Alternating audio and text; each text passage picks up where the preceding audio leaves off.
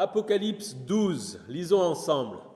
Un grand signe apparut dans le ciel, c'était une femme enveloppée du soleil, la lune sous ses pieds et une couronne de 12 étoiles sur la tête. Elle était enceinte et elle criait car elle était en travail, dans les douleurs de l'accouchement. Un autre signe apparut dans le ciel, c'était un grand dragon rouge-feu qui avait 7 têtes et 10 cornes, et sur ses têtes 7 diadèmes. Sa queue entraîna le tiers des étoiles du ciel et les jeta sur la terre. Le dragon se plaça devant la femme qui allait accoucher afin de dévorer son enfant dès qu'il serait né. Elle mit au monde un fils, un enfant mâle qui doit diriger toutes les nations avec un sceptre de fer. Et son enfant fut enlevé vers Dieu et vers son trône. Quant à la femme, elle s'enfuit dans le désert où Dieu lui avait préparé une place afin d'y être nourrie pendant 1260 jours. Il y eut alors une bataille dans le ciel. Michel et ses anges combattirent contre le dragon. Le dragon et ses anges combattirent aussi, mais ils ne furent pas les plus forts, et il n'y eut plus de place pour eux dans le ciel. Il fut jeté dehors, le grand dragon, le serpent ancien, appelé le diable et Satan, celui qui égare toute la terre. Il fut jeté sur la terre et ses anges furent jetés avec lui. Puis j'entendis dans le ciel une voix forte qui disait « Maintenant le salut est arrivé, ainsi que la puissance, le règne de notre Dieu et l'autorité de son Messie. En effet, il a été jeté dehors, l'accusateur de nos frères et sœurs, celui qui les accusait jour et nuit devant notre Dieu.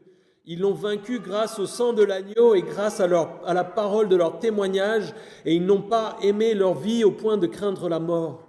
C'est pourquoi réjouis-toi, ciel, et vous qui habitez le ciel. Mais malheur à vous, habitants de la terre et de la mer, car le diable est descendu vers vous animé d'une grande colère, sachant qu'il lui reste peu de temps. Quand le dragon vit qu'il avait été précipité sur la terre, il poursuivit la femme qui avait mis au monde l'enfant mâle. Mais les 2 ailes du grand aigle furent données à la femme afin qu'elle s'envole au désert, vers l'endroit où elle doit être nourrie 1 temps, des temps et la moitié d'un temps, loin du serpent.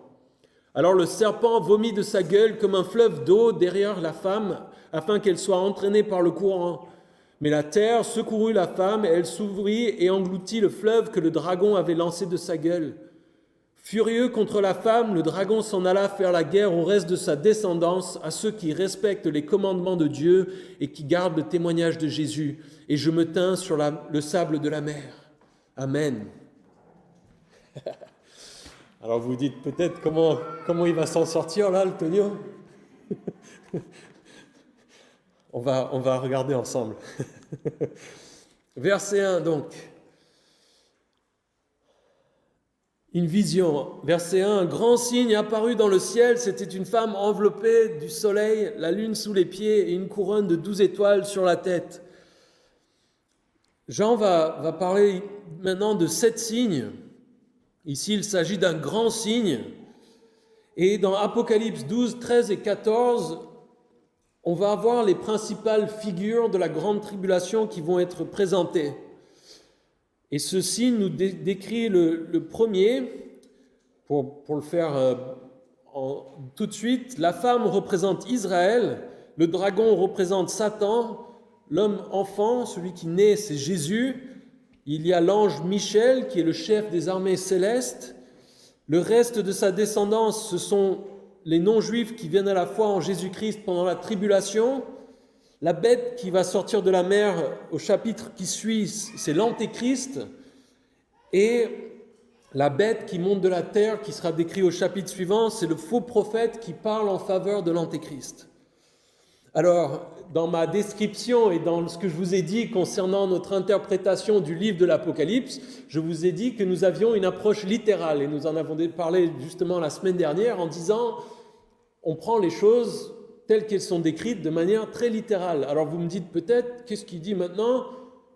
Ce sont des symboles. Alors Antonio, tu ne sais plus où tu en es, tu dis qu'on va prendre les choses littéralement. Et maintenant, tu dis que non, c'est des symboles. Je dis ce sont des symboles parce que le livre nous le dit. Jean lui-même nous dit c'est un signe, c'est-à-dire que c'est un symbole.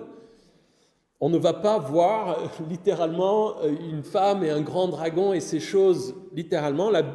Lui-même nous dit non, c'est quelque chose qui représente quelque chose d'autre. Donc, en interprétant les choses littéralement, on dit oui, Jean nous dit maintenant on passe à du symbolique. Et donc nous avons les symboles ici. Une femme enveloppée du soleil. Dans l'Apocalypse, il y a plusieurs femmes qui sont le plus souvent associées à un système religieux. Nous avons parlé de Jézabel dans les lettres aux églises, dans Apocalypse 2:20, qui était un système religieux qui défend de fausses doctrines. Il sera question dans Apocalypse 17 d'une grande prostituée qui est un symbole de fausse religion. Et évidemment, l'Église qui va être décrite à la fin dans Apocalypse 19, c'est l'épouse. Alors beaucoup ont essayé d'identifier cette femme et de dire qu'elle représentait quelque chose d'autre, mais pour moi c'est clair et simple, il s'agit d'Israël. On va regarder pourquoi, et notamment en verset 5. Ce qui est intéressant, c'est que pour appuyer cette idée, si on se plonge dans la Bible, dans la Genèse 37, il y a un passage qui nous décrit Joseph qui fait un rêve, et dans son rêve, il voit Jacob comme un soleil, Rachel comme la lune, et 11 étoiles qui représentent ses 11 frères, et qui s'agenouillent dans son rêve devant Joseph, qui est donc la 12e étoile ici. Et donc on voit que les symboles ici dans l'Apocalypse correspondent à une symbolique dans l'Ancien Testament. La femme qui est avec le soleil qui brille autour d'elle, la lune, la couronne de 12 étoiles, c'est Israël. C'est pas l'Église. Certains pensent que c'est l'Église ou des croyants, ou ils ont différentes manières de l'interpréter. Le reste du chapitre va appuyer le fait que ce n'est pas le cas. L'Église ne donne pas naissance à Jésus. Israël a permis à ce que le Messie arrive sur terre, et Jésus, lui, a engendré l'Église. C'est ça l'ordre, c'est pas l'Église qui donne naissance à Jésus, ça perd tout son sens. Et donc cette femme qui est Israël, qui a le soleil, la lune sous les pieds et une couronne de 12 étoiles sur la tête, elle était enceinte et elle criait car elle était en travail dans les douleurs de l'accouchement. Elle doit mettre au monde un fils, qui est Jésus, d'après le verset 5. Ces douleurs de l'accouchement font sans doute référence à l'occupation d'Israël, l'occupation romaine, lorsque Jésus est venu sur la terre. C'est décrit d'ailleurs dans Ésaïe 66, si ça vous intéresse.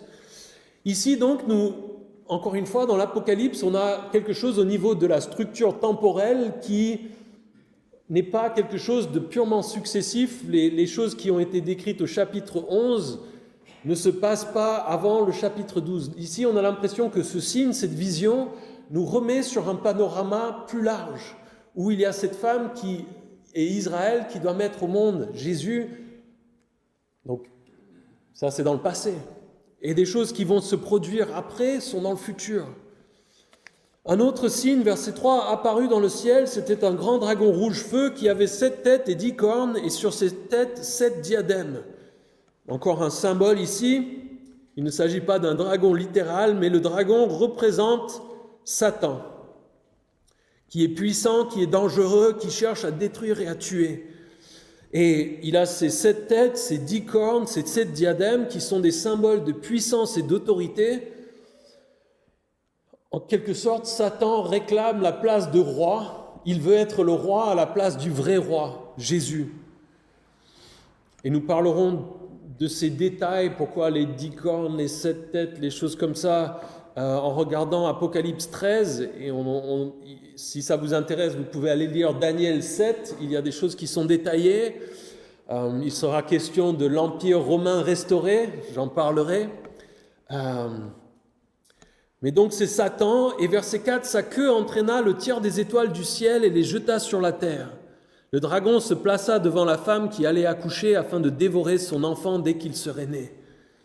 Le tiers des étoiles, la plupart des commentateurs s'accordent pour dire que ce sont les anges, un tiers des anges qui se sont rebellés avec Satan contre Dieu, et que ce sont ces anges, ce tiers des étoiles du ciel, qui se sont rebellés avec Satan, qui sont les démons et les puissances démoniaques dont la Bible nous parle. Dieu n'a pas créé d'êtres mauvais à la base, mais Il a donné une certaine liberté même à ses anges et ils se sont rebellés et se sont tournés contre lui. Et ce dragon se place devant la femme qui allait accoucher afin de dévorer son enfant dès qu'il serait né.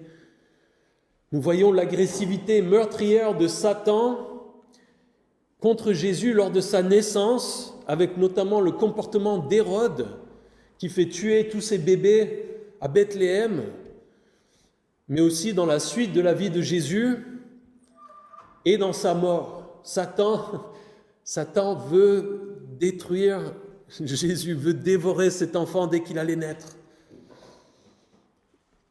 Et verset 5, la femme met au monde un fils, un enfant mâle qui doit diriger toutes les nations avec un sceptre de fer. Et son enfant fut enlevé vers Dieu et vers son trône. Cet enfant est Jésus. C'est le Messie qui est né homme, qui s'est incarné avant d'être repris par Dieu au ciel, vers son trône. Et ici, il y a une citation du psaume 2, verset 9, « Tu les briseras avec un sceptre de fer, tu les briseras comme le vase d'un potier », qui parle du Messie. Et ce verset sera repris dans Apocalypse 19, 15. « De sa bouche sortait une épée aiguë à 2 tranchants pour frapper les nations. Il les dirigera avec un sceptre de fer et il écrasera lui-même le raisin dans la cuve à vin de l'ardente colère du Dieu Tout-Puissant. » Et ici, avec cette naissance, il est donc question de sa première venue à Jésus. Le règne avec le sceptre de fer décrit, pour moi, sa deuxième venue, son retour et le royaume qu'il va instaurer lors du millénium. Verset 6, quant à la femme, elle s'enfuit dans le désert où Dieu lui avait préparé une place afin d'y être nourrie pendant 1260 jours. Ici, si on essaye de dire que cette femme est autre chose qu'Israël, il commence à y avoir des problèmes. Ça confirme pour moi qu'il s'agit bien d'Israël. Nous avons cette référence, encore une fois, à ces 3 ans et demi, cette période qui nous est décrite dans la prophétie de Daniel 9, avec la question des 70 semaines qui nous donne une chronologie. Et ce passage, donc, verset 5, nous décrit Jésus qui s'en va préparer une place. Ces mots sont les mêmes qui sont décrits quand Jésus justement parle de nous et du fait qu'il va monter au ciel et nous préparer une place. Ici, quand il est dit que Dieu lui prépare une place, Dieu prépare une place pour Israël pendant la grande tribulation, pour la nourrir et la protéger pendant la deuxième moitié. Je vous avais expliqué la semaine dernière que je pense qu'il y a l'idée que pendant la première moitié de la tribulation, il y a un accord de paix avec Israël qui a le droit de reconstruire le temple, de se mettre en place, mais qu'au milieu de ce moment-là, de ces 7 ans, l'Antéchrist interrompt le culte, demande à être adoré comme Dieu et se met à persécuter les Juifs qui le rejettent. Et ils vont être violemment persécutés et Dieu s'occupe d'eux. Si ça vous intéresse d'aller creuser certains, il y a un passage dans Ésaïe 16, les versets 1 à 4, qui nous décrit un endroit où Israël serait protégé. Et certains pensent qu'il s'agit de la ville de Pétra, en Jordanie. Je le dis en passant. Si vous voulez des détails, venez m'en parler. Mais donc Dieu lui prépare une place pour la protéger pendant cette deuxième moitié de la grande tribulation. Et verset 7, il y eut alors une bataille dans le ciel. Michel et ses anges combattirent le dragon. Le dragon et ses anges combattirent aussi, mais ils ne furent pas les plus forts et il n'y eut plus de place pour eux dans le ciel. Encore une fois, on est face à un récit où on a envie de voir la vidéo, on a envie de voir le film. Comment se passe cette bataille? Est-ce que c'est encore quelque chose d'un film de super-héros aujourd'hui? Moi, je vais demander, il y a beaucoup de DVD que je vais demander à Dieu quand je vais arriver au ciel, que j'ai envie de voir. Ça en fait partie, ça, c'est dans ma liste. Et donc, il y a cette bataille au ciel. Et au milieu de la tribulation, Dieu va changer la situation en empêchant à Satan d'avoir l'accès au ciel dont il bénéficie aujourd'hui.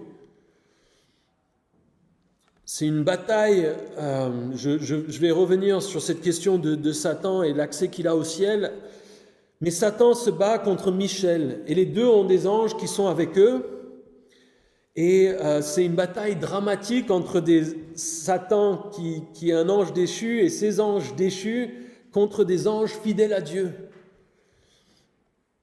Alors qui se bat ici? Certains, c'est un excellent moment pour tordre le cou à une mauvaise conception que beaucoup ont de la Bible et de Dieu et du fait que Satan est l'égal de Dieu, qu'il y a Satan et Dieu et que les deux se battent. La Bible n'est pas manichéiste. Satan est une créature, Satan n'est pas l'égal de Dieu. Dieu n'a pas d'égal. L'égal de Satan, c'est Michel, un autre archange. Et ils se battent, on va dire, d'égal à égal. Mais Dieu, lui, est au-dessus. Et pourquoi est-ce qu'il y a cette bataille? Sans doute parce que Satan veut s'opposer au plan de Dieu qui est en train de se dérouler et qui est en train d'arriver sur la fin. Cette bataille donc a lieu, je pense, au milieu de la période de la grande tribulation. Il y a aussi un passage dans Daniel 12:1 qui nous parle de cette intervention de Michel. Comment est-ce que ça se passe exactement? Nous ne sommes pas sûrs si c'est quelque chose de purement spirituel, avec les anges sans doute, avec ce qui est décrit après par rapport aux fidèles qui gagnent contre Satan grâce au sang de l'agneau, grâce aux paroles de leur témoignage et grâce au fait qu'ils n'avaient pas craint la mort. On a l'impression qu'il y a quelque chose qui se passe spirituellement, mais en même temps sur terre, avec Israël, avec les chrétiens, avec ceux qui viennent à Jésus pendant la grande tribulation. Alors, certains groupes sectaires, juste pour le noter, pensent que Michel est Jésus. Moi, je ne suis absolument pas d'accord. Il y a une liste de raisons qui me font dire ça. Si vous voulez venir m'en parler, j'ai la liste, je peux vous la donner, d'arguments contre cette idée-là. Mais je voulais juste vous le communiquer. Et en tout cas, à la fin donc, de cette bataille, nous comprenons que Satan, qui avait un accès visiblement jusqu'au ciel, il y avait de la place pour eux dans le ciel, et à partir de ce moment-là, il n'y a plus de place pour eux. Alors la question, c'est un petit peu de dire, mais qu'est-ce que fait Satan au ciel aujourd'hui? Comment est-ce que Dieu peut tolérer sa présence au ciel aujourd'hui? Ça, comment ou pourquoi Dieu le tolère, on ne sait pas exactement, mais la Bible, à plusieurs endroits, nous explique que Satan se rend au ciel et il accuse ceux qui suivent Dieu, ceux qui croient en Jésus. Dans Job 1, dans Apocalypse 12, on a cette allusion. Dans 1 Roi 22, dans Zacharie 3, il y a l'idée que Satan a accès au ciel. Et la Bible nous explique qu'il est l'accusateur, celui qui vient calomnier ceux qui croient en Jésus. Et on le voit notamment dans le récit de Job, qui est assez intéressant à lire à ce propos, où Dieu se dit hey, regarde Job, qu'est-ce qu'il est bien. Et Satan qui dit non, mais en fait il est corrompu, il est mauvais, c'est juste parce que tu l'as béni, qui accuse, qui dit non. Et la Bible nous dit que jusqu'à ce moment-là, qui pour moi arrive au milieu de la tribulation, Satan est l'accusateur au ciel. On verra que nous avons aussi un défenseur qui nous défend contre ces accusations, Jésus. Verset 9, il fut jeté dehors, le grand dragon, le serpent ancien, appelé le diable et Satan, celui qui égare toute la terre. Il fut jeté sur la terre et ses anges furent jetés avec lui.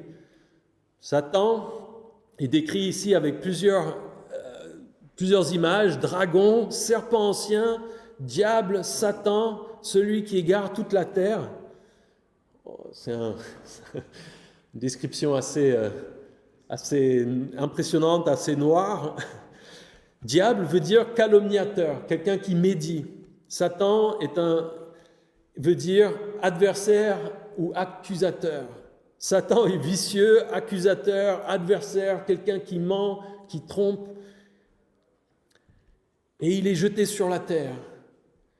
Dans la Bible, il est intéressant de noter qu'il est question de 4 chutes de Satan qui d'une certaine manière descend de plus en plus bas. Il est déjà décrit dans Ézéchiel 28 comme étant un ange qui servait Dieu, qui avait un haut rang et qui passe d'un ange glorifié à, lorsqu'il se rebelle, à un ange corrompu. Ensuite, il va chuter ici du ciel vers la terre. Dans Apocalypse 20, il sera décrit le fait qu'il va être jeté de la terre au fond de l'abîme pour 1000 ans. Et Apocalypse 20 aussi va nous dire qu'une fois cette période passée, il va être jeté de l'abîme dans l'étang de feu, l'enfer pour l'éternité. Et certains poseront peut-être la question, dans Luc 10, 18, il y a une citation de Jésus qui dit « Je regardais Satan tomber du ciel comme un éclair ». Et il s'agit soit de la première chute de Jésus, soit Jésus qui décrit peut-être de manière prophétique ce qui arrive et ce qui est décrit ici dans l'Apocalypse, cette deuxième chute, disons. Et ces anges sont aussi jetés avec lui, ce tiers des anges qui s'est aussi rebellé avec Satan et qui est corrompu aussi. Il est bon de noter qu'il y en a les 2 tiers qui sont restés avec Dieu, ils sont plus nombreux que ceux qui se sont rebellés, même si pour Dieu, encore une fois, ça ne pose pas de problème. Verset 10, « Puis j'entendis dans le ciel une voix forte qui disait « Maintenant le salut est arrivé, ainsi que la puissance, le règne de notre Dieu et l'autorité de son Messie. En effet, il a été jeté dehors, l'accusateur de nos frères et sœurs, celui qui les accusait jour et nuit devant notre Dieu. » Cette voix, par ce qu'elle dit, on peut dire que c'est représentatif des hommes rachetés. Des voix au ciel qui disent « Oui, il accusait nos frères et nos sœurs. » C'est le travail de Satan auprès de Dieu jusqu'à aujourd'hui. Et ici, dans ce texte, nous voyons ce travail, cette possibilité pour Satan d'aller devant Dieu et d'accuser les frères et les sœurs qui se termine. Et aujourd'hui, nous avons besoin et nous avons un intermédiaire et un avocat au ciel qui nous défend face à ces accusations, c'est Jésus. Et c'est ce qui est décrit dans Hébreux 7 et dans 1 Jean 2, si vous voulez aller regarder. Mais ici, il y a l'idée que même ça, cette accusation, elle prend fin ici. Que Satan n'a plus le droit d'aller dire du mal de nous devant Dieu et qu'il est ce travail qu'il aime lui est enlevé. Et c'est cette voix qui pour moi représente des hommes rachetés, des hommes et des femmes rachetés qui se réjouissent de ce que le salut est arrivé, la puissance, le règne de notre Dieu et l'autorité de son Messie qui arrivent vraiment dans leur plein accomplissement. Et verset 11, ils l'ont vaincu grâce au sang de l'agneau et grâce à la parole de leur témoignage, et ils n'ont pas aimé leur vie au point de craindre la mort. Les croyants et aussi les saints, pendant la période de la grande tribulation, gagnent contre Satan grâce à 3 choses, grâce au sang de l'agneau, grâce à la parole de leur témoignage et parce qu'ils n'ont pas aimé leur vie au point de craindre la mort. Grâce au sang de l'agneau, nous avons chanté ce matin, Jésus a déjà payé la pénalité due pour nos péchés. Nous sommes peut-être même pires que ce que Satan dit devant le Père, mais nous sommes justes grâce à l'œuvre de Jésus à la croix. Quand nous donnons notre vie à Jésus, quand Satan vient devant Dieu le Père et dit « Ah, regarde ce tonneau, il pêche, il est mauvais, il doit aller en enfer, tu dois le détruire. » Et il y a Jésus qui se tient à la droite du Père qui dit « Non, non, celui-là il est couvert par mon sang, il est juste, il est avec moi. » Alors attention, le sang de Jésus, il ne faut pas en faire une superstition, ce n'est pas une potion magique, ce n'est pas son sang littéral qui nous lave, c'est l'idée et ce que représente son sang, sa mort à notre place, la punition littérale qu'il a reçue à notre place, c'est ça qui nous sauve. Ce n'est pas une formule magique, il ne suffit pas de dire le sang de Jésus et juste dire la formule. Non, c'est ce que nous croyons. C'est notre compréhension, c'est notre adhésion à cette réalité et au fait que la mort de Jésus à la croix, à notre place, fait gagner la bataille. Et c'est quelque chose qui devrait être un appel à nous faire avancer dans la bataille spirituelle auquel nous faisons face. Nous pouvons tenir et faire face à notre ennemi grâce à ce que Jésus a fait et dans ce monde grâce à ce sang qui nous couvre et ce qu'il représente. Ensuite, c'est grâce à la parole de leur témoignage. Satan, qui est le père du mensonge, qui trompe, qui veut détourner, qui veut accuser, qui veut séduire les gens, les induire en erreur, la vérité détruit son œuvre. Et notre témoignage en tant que chrétien, en tant qu'Église, et le témoignage des saints de la tribulation va à l'encontre des mensonges de l'ennemi. La vérité vous rendra libre. La vérité de ce que Jésus a fait pour nous combat et défait les mensonges de Satan, l'œuvre à laquelle il s'emploie jusqu'à aujourd'hui. C'est quelque chose qui doit nous encourager, qui m'a encouragé aussi dans mon témoignage, de dire on doit témoigner parce que cette vérité, elle libère et elle fait reculer Satan, pas parce que nous sommes forts, mais parce qu'il y a une vérité qui est en Jésus, qui a la puissance de Dieu. L'évangile, Paul nous disait, je n'ai pas honte de l'évangile. Pourquoi ? Parce qu'elle est la puissance de Dieu. Et puis le troisième point, parce qu'ils n'ont pas aimé leur vie au point de craindre la mort. C'est quelque chose qui est parfois difficile à envisager, sur lequel réfléchir honnêtement. Mais Paul disait, mourir pour moi est un gain. Paul disait, si je pouvais, je préférerais mourir parce qu'à ce moment-là, je vais être avec Jésus au ciel.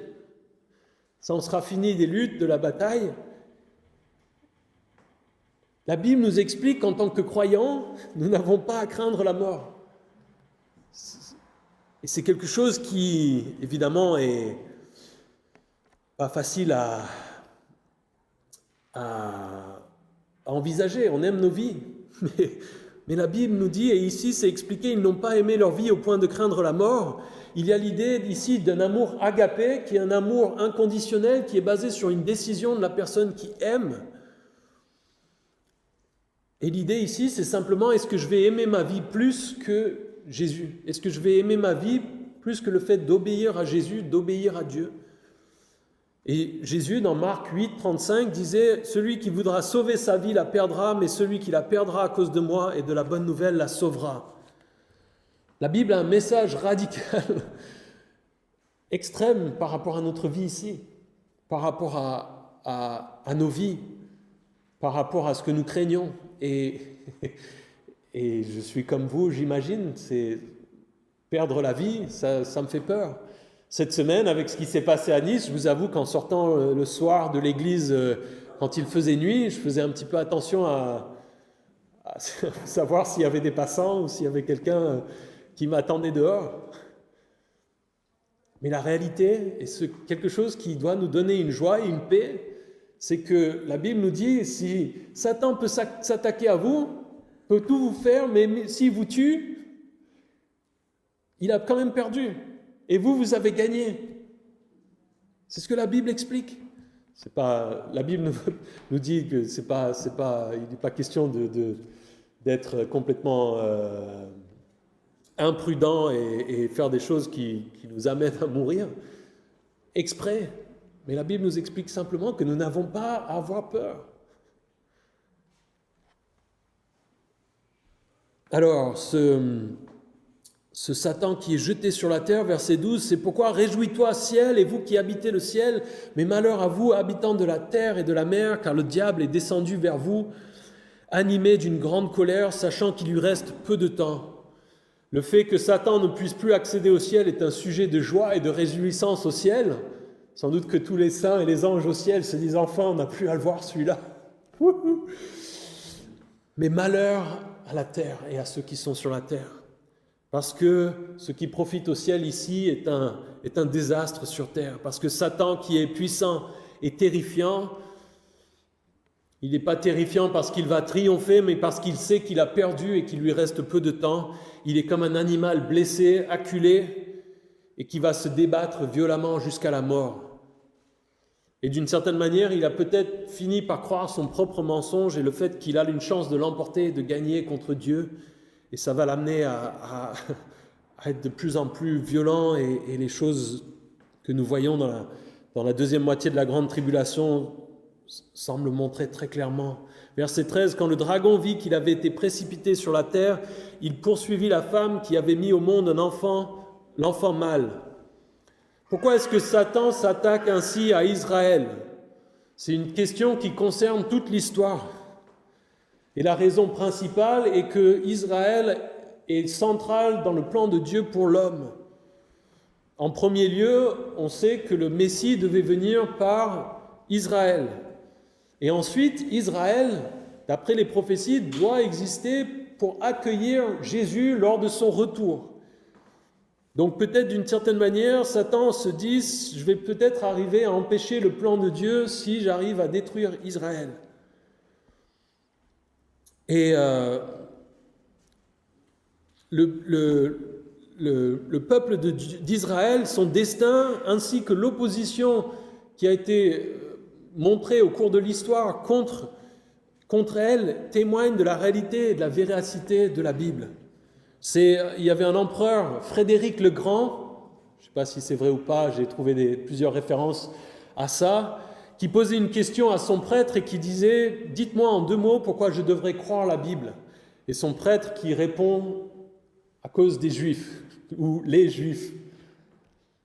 Ce peuple et l'antisémitisme, qui a une origine diabolique, nous montrent que la Bible est vraie. Dans Genèse 3,15, il y avait déjà l'idée que la descendance, il est dit « Je mettrai l'hostilité entre toi et la femme, entre ta descendance et sa descendance, celle-ci t'écrasera la tête et tu lui blesseras le talon. » Depuis le début, Satan s'est méfié des descendances, et on le voit tout de suite avec Caïn et Abel, et avec la suite des choses. Et au cours de l'histoire, c'est incroyable de regarder l'antisémitisme qui a eu lieu dans le monde. Les pharaons, Haman en Assyrie, avec le récit, c'est lequel le livre, Esther, et Hérode, qui est un descendant d'Ésaü, Ésaü qui était déjà un ennemi de Jacob dans le ventre de sa mère, et puis l'Inquisition en Espagne, Hitler, l'Holocauste, Staline en Russie. Si vous lisez l'histoire, je suis allé, pour vous dire, vous allez en Provence et vous regardez l'histoire médiévale de certains villages. Au Moyen-Âge, les Juifs devaient s'établir dans des villages à part parce que sinon on les tuait. Au Moyen-Âge, un peu de manière gratuite. De toute l'histoire, il y a toujours eu une opposition à ce peuple. Et c'est incroyable parce que c'est des personnes, c'est pas comme s'il y avait un fight entre 2 personnes et historiquement ça continue. Non, c'est tout le monde. Et ce peuple qui représente une proportion infime finalement de la population mondiale, pourquoi est-ce qu'il y a une telle opposition? Et ce qui est intéressant aussi, c'est de regarder les Juifs et combien ils sont bénis. Malgré tout ce qu'ils ont enduré, on dit que 30% de tous les prix Nobel, ou plus, ont été attribués à des Israélites. Ça n'a pas de sens. Quand on regarde la proportion de population mondiale, et même en littérature, en musique, en économie, en médecine, vous regardez les domaines, ils sont bénis.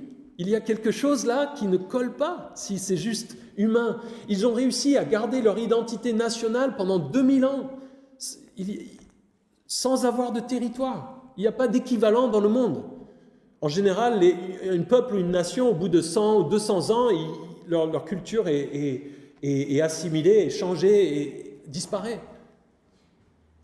Et donc, les Juifs sont une preuve de la véracité de la Bible. Et Satan, quand il voit qu'il est précipité sur la terre, il poursuit la femme qui avait mis au monde l'enfant mâle. Alors ici, encore une fois, il y a cette question de chronologie et Et dans la Bible, souvent dans la prophétie, et on l'a vu notamment dans Daniel 9, il y a cette idée de superposition ou de juxtaposition de deux choses, une chose qui est proche et une chose qui est éloignée, avec cette pause au milieu. Et ici aussi, nous avons ça, nous avons Jésus qui naît, qui est enlevé au ciel, et puis on passe à cette période au milieu de la grande tribulation, et nous nous trouvons dans la pause qui se trouve entre.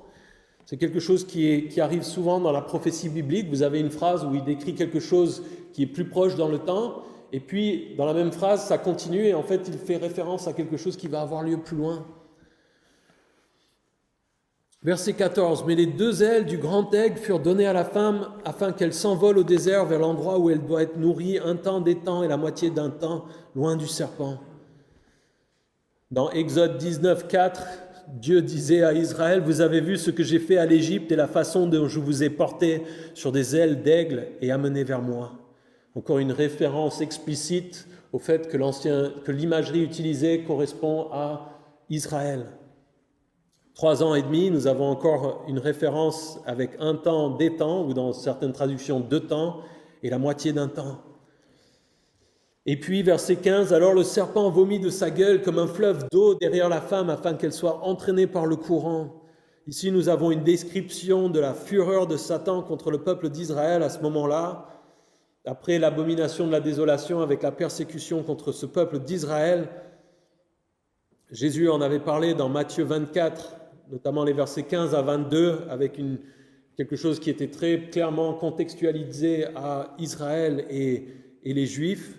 Et il s'agit pour moi de cette fureur que Jésus leur avait dit, notamment dans Matthieu 24, de fuir. C'est comme un fleuve de persécution.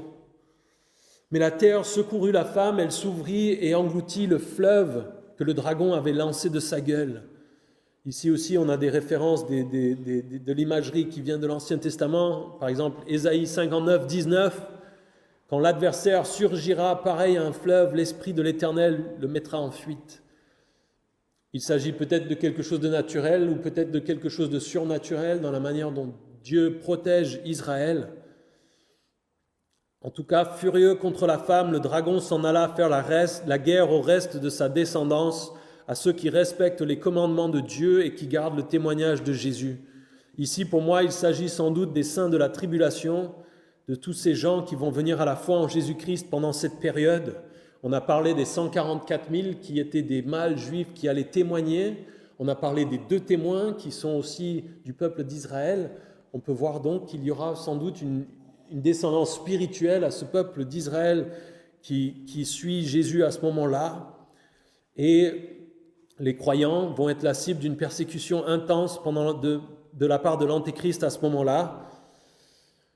On en a parlé avec les martyrs qui sont décrits dans Apocalypse 6 et dans Apocalypse 7, un nombre important de martyrs pendant cette période. Et c'est encore une fois un peu comme si Satan qui a perdu la bataille, qui sait qu'il ne peut plus accuser les gens au ciel, il ne peut plus se battre pour les âmes des personnes, alors il se déchaîne contre les corps des personnes qui croient en Jésus sur la terre. Et verset 18, « Je me tins sur le sable de la mer. » Jean prend position d'une certaine manière avant la scène qui va suivre au chapitre 13. Alors vous vous dites, merci Tonio, mais comment est-ce que ça s'applique à notre situation en ce moment ? Je pense qu'il est déjà simple et évident de noter que si Dieu a pu préserver Israël de la manière dont il l'a fait pendant 2000 ans, lui qui est plus puissant que Satan, les choses de ce monde, les pires choses qui puissent arriver ne doivent pas nous faire peur. Quoi qu'il puisse nous arriver, mes frères et mes sœurs en ce moment, au pire, nous mourrons et nous allons au ciel. Encore une fois, ce n'est pas pour dire d'aller le chercher, mais simplement d'avoir la paix. C'est ce que la Bible nous dit. Dans Romains 8, je vous propose de lire avec moi, Paul dit, Romains 8, 12, « Ainsi donc, frères et sœurs, nous avons une dette, mais pas envers notre nature propre, pour nous conformer à ses exigences. Si vous vivez en vous, conformément à votre nature propre, vous allez mourir. Mais si par l'Esprit vous faites mourir les manières d'agir du corps, vous vivrez. En effet, tous ceux qui sont conduits par l'Esprit de Dieu sont fils de Dieu. Et vous n'avez pas reçu un esprit d'esclavage pour être encore dans la crainte, mais vous avez reçu un esprit d'adoption par lequel nous crions « Abba Père ». L'Esprit lui-même rend témoignage à notre esprit que nous sommes enfants de Dieu. Or, si nous sommes enfants, nous sommes aussi héritiers, héritiers de Dieu et co-héritiers de Christ, si toutefois nous souffrons avec lui afin de prendre aussi part à sa gloire. J'estime que les souffrances du moment présent ne sont pas dignes d'être comparées à la gloire qui va être révélée pour nous. De fait, la création attend avec un ardent désir la révélation des fils de Dieu. En effet, la création a été soumise à l'inconsistance, non de son propre gré, mais à cause de celui qui l'y a soumise. Toutefois, elle a l'espérance d'être elle aussi libérée de l'esclavage, de la corruption, pour prendre part à la glorieuse liberté des enfants de Dieu. Or, nous savons que jusqu'à maintenant, la création tout entière soupire et souffre les douleurs de l'accouchement. Et ce n'est pas elle seule qui soupire, mais nous aussi, qui avons pourtant dans l'esprit un avant-goût de cet avenir. Nous soupirons en nous-mêmes en attendant l'adoption, la libération de notre corps. Et nous soupirons en ce moment avec ce qui se passe dans notre monde. En effet, c'est en espérance que nous avons été sauvés. Or, l'espérance qu'on voit n'est plus de l'espérance. Ce qu'on voit, peut-on l'espérer encore? Mais si nous espérons ce que nous ne voyons pas, nous l'attendons avec persévérance. De même, l'Esprit aussi nous vient en aide dans notre faiblesse. En effet, nous ne savons pas ce qu'il convient de demander dans nos prières, mais l'Esprit lui-même intercède pour nous par des soupirs que les mots ne peuvent exprimer. Et Dieu qui examine les cœurs sait quelle est la pensée de l'Esprit, parce que c'est en accord avec lui qu'il intercède en faveur des saints. Notre défenseur au ciel qui intercède en faveur de nous. Et verset 28, du reste, nous savons que tout contribue au bien de ceux qui aiment Dieu, de ceux qui sont appelés conformément à son plan. En effet, ceux qu'il a connus d'avance, il les a aussi prédestinés à devenir conformes à l'image de son Fils, afin que celui-ci soit le premier-né d'un grand nombre de frères. Ceux qu'il a prédestinés, il les a aussi appelés. Ceux qu'il a appelés, il les a aussi déclarés justes. Et ceux qu'il a déclarés justes, il leur a accordé la gloire. Que dirons-nous donc de plus? Si Dieu est pour nous, qui sera contre nous? Lui qui n'a pas épargné son propre Fils, mais l'a donné pour nous tous, comment ne nous accorderait-il pas aussi tout avec lui? Qui accusera ceux que Dieu a choisis? C'est Dieu qui les déclare justes. Qui les condamnera? Jésus-Christ est mort, bien plus, il est ressuscité, il est à la droite de Dieu et il intercède pour nous. Qui nous séparera de l'amour de Christ? Serait-ce la détresse, l'angoisse, la persécution, la faim, le dénuement, le danger ou l'épée? De fait, il est écrit, c'est à cause de toi qu'on nous met à mort à longueur de journée, qu'on nous considère comme des brebis destinées à la boucherie. Au contraire, dans tout cela, nous sommes plus que vainqueurs grâce à celui qui nous a aimés. En effet, j'ai l'assurance que ni la mort, ni la vie, ni les anges, ni les dominations, ni le présent, ni l'avenir, ni les puissances, ni la hauteur, ni la profondeur, ni aucune autre créature ne pourra nous séparer de l'amour de Dieu manifesté en Jésus-Christ notre Seigneur. C'est l'espoir qui doit nous conduire. C'est l'espoir qui doit nous faire voir au-delà de cette vie. C'est essentiel, c'est central. Dieu nous appelle à avoir une espérance qui va au-delà de cette vie. Paul disait dans 1 Corinthiens 15, les versets 17 à 19, parlant de la résurrection de Jésus, il disait « Si c'est pour cette vie seulement que nous espérons en Christ, alors nous sommes les plus à plaindre de tous les hommes. Si ce n'est pas vrai, on perd notre temps. On devrait profiter de la vie maintenant. Mais Dieu nous dit non, il y a plus. »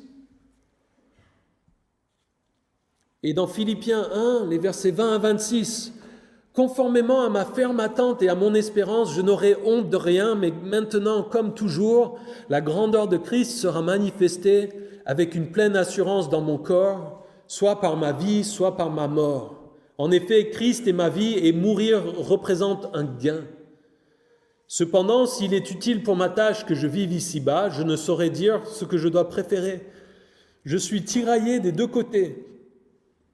J'ai le désir de m'en aller et d'être avec Christ, ce qui est de beaucoup le meilleur, mais à cause de vous, il est plus nécessaire que je continue à vivre ici-bas. Persuadé de cela, je sais que je resterai et demeurerai avec vous tous pour votre progrès et votre joie dans la foi. Grâce à mon retour auprès de vous, vous aurez alors dans ma personne une raison d'éprouver encore plus de fierté en Jésus-Christ. Paul dit quelque chose de choquant. Il dit, c'est mieux pour moi de mourir et d'aller au ciel. Nous sommes citoyens du ciel, notre patrie n'est pas ici.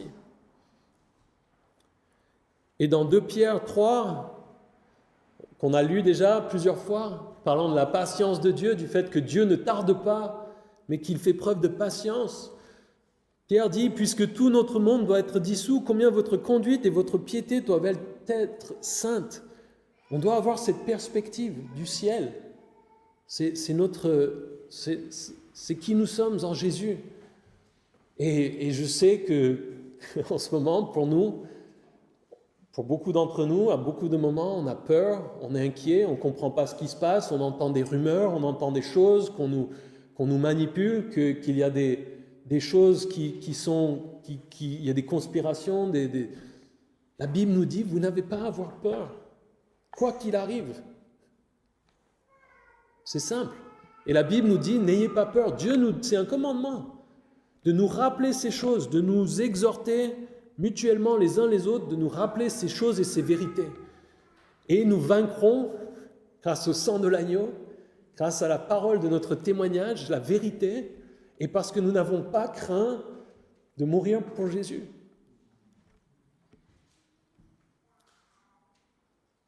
Et dans 1 Thessaloniciens, Paul, qui parlait à ses frères et sœurs concernant cette question de la fin des temps justement, disait « Soyez toujours joyeux, priez sans cesse, exprimez votre reconnaissance en toutes circonstances, car c'est la volonté de Dieu pour vous en Jésus-Christ. » En toutes circonstances, soyez joyeux, priez sans cesse et exprimez votre reconnaissance.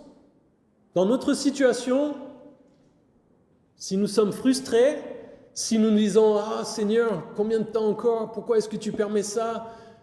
Avec nos concitoyens, est-ce que nous exprimons encore une fois de la frustration? Est-ce que nous passons plus de temps à parler des choses de ce monde?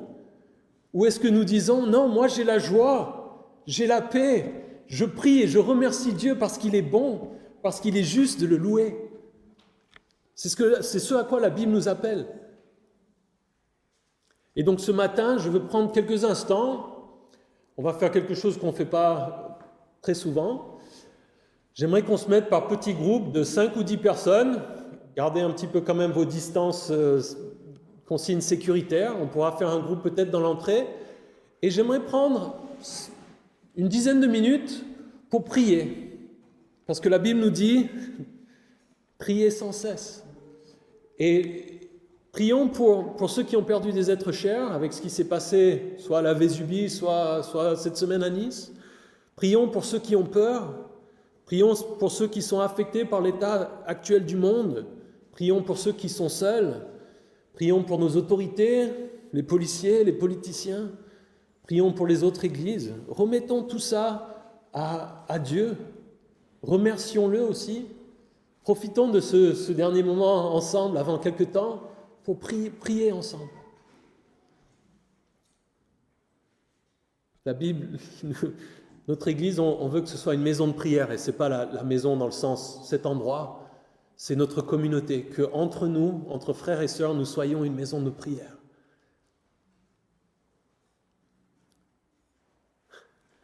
Je voulais finir avec encore un petit passage dans Philippiens, et puis nous séparons en groupe, si vous le permettez.